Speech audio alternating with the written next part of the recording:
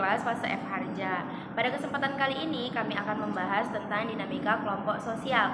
Nah, sebelum kami menjelaskan tentang dinamika kelompok sosial, izinkan kami memperkenalkan diri kami masing-masing. Yang pertama, saya Syifa Heza Azahra. Saya Arsyifa Syahira. Saya Nurhana Tulaisi. Nah, yang pertama, apa sih itu dinamika kelompok sosial sih? nah, dari artikel yang udah saya rangkum dan udah saya baca itu, dinamika kelompok sosial itu adalah serangkaian bentuk problematika kehidupan yang dialami oleh individu maupun kelompok yang melakukan bentuk mobilisasi sosial dengan cepat sehingga merubah keteraturan sosial yang telah ada di masyarakat sebelumnya. Oh, gitu ya.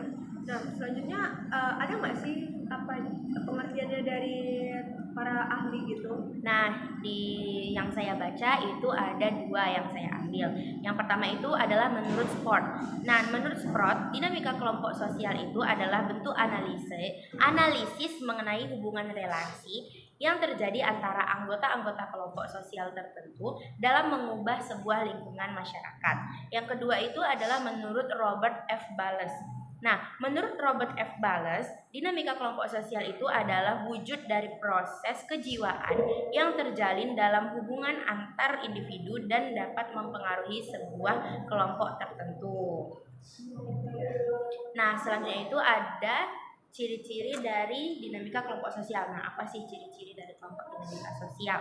Nah, yang sudah saya cari, ciri-ciri dinamika kelompok sosial itu yang pertama adanya motif yang sama antara satu individu dengan satu individu lainnya, sehingga mereka bisa berinteraksi dan mencapai satu tujuan yang sama.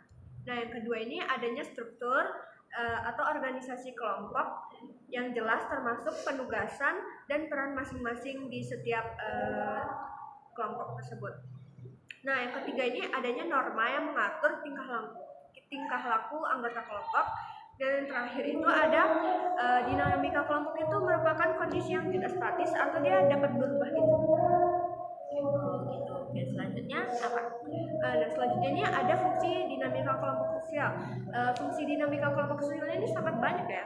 Saya akan menyebutkan 5. Yang pertama itu dia membangun rasa persatuan dan solidaritas antara anggota kelompok. Nah, yang kedua dia itu menciptakan komunikasi yang terbuka antara sesama anggota kelompok sosial. Yang ketiga dia meningkatkan produktivitas anggota kelompok.